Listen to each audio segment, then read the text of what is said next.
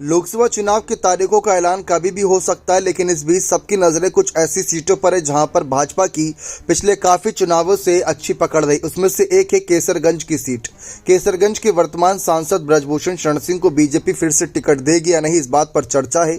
इस पर सस्पेंस बरकरार था ही कि इस बीच खबरें सामने आई कि हो सकता है कि ब्रजभूषण शरण सिंह साल 2009 की तरह ही इस बार समाजवादी पार्टी की तरफ से चुनावी मैदान में उतरते नजर आए, जिससे कि पूरा ही माहौल बदल जाए। जी हां, आप सभी को बता दें, इसको लेकर अखिलेश यादव ने भी पत्रकारों के सवालों का जवाब देते हुए साफ कह दिया कि अगर वह आना चाहते हैं तो स्वागत है। और कहीं ना कहीं जिस तरीके से माहौल बना हुआ है, अब तक बीजेपी ने ब्रजभूषण शरण सिंह को लेकर तस्वीर साफ नहीं करी।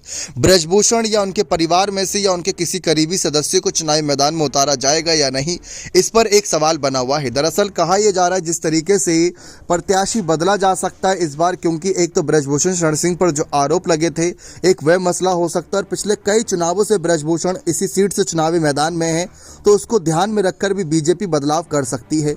बीजेपी ने उम्मीदवारों की पहली लिस्ट में उत्तर प्रदेश के अवध क्षेत्र के लगभग सभी क्षेत्रों से उम्मीदवारों के नामों की घोषणा कर दी है। पार्टी ने बाराबंकी से उपेंद्र सिंह रावत प्रत्याशी बने। हाल ही में उपेंद्र सिंह रावत की विवादित वीडियो सामने आने के बाद उन्होंने कदम पीछे बढ़ा लिया और उन्होंने कहा कि जब तक मैं निर्दोष नहीं साबित हो जाता तब तक चुनाव नहीं लड़ूंगा। फैजाबाद की सीट से लल्लू सिंह को टिकट मिला है। ब्रजभूषण शरण सिंह की गृह जनपद गोंडा से भी कीर्तिवर्धन सिंह को तीसरी बार मौका मिला।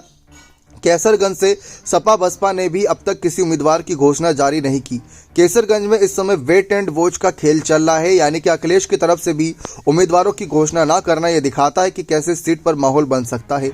दरअसल साल 1996 से लेकर साल 2009 तक अगर इस सीट पर देखें तो समाजवादी पार्टी का अच्छा खासा दबदबा रहा है, यानी कि पिछले कई सालों तक बीजेपी भले ही राज कर रही है साल 2014 और 2019 में, लेकिन 1996 से लेकर 2009 ये बहुत लंबा अंतराल होता है। यहाँ पर 5 बार सपा आसानी से अपनी जीत हासिल कर पाई थी और एक बार तो यहाँ पर देखा जाए तो सपा के ही टिकट से ब्रजभूषण शरण सिंह जीते थे। लेकिन ब्रजभूषण शरण सिंह पिछले 2 बार से यहाँ से सांसद हैं। चर्चा थी कि यहाँ से बीजेपी अवध ओझा जो कि एक टीचर हैं उनको उतार सकती है और दूसरी तरफ ब्रजभूषण शरण सिंह को समाजवादी पार्टी उतार सकती है। इसी वजह से सपा ने अब तक टिकट नहीं दिया।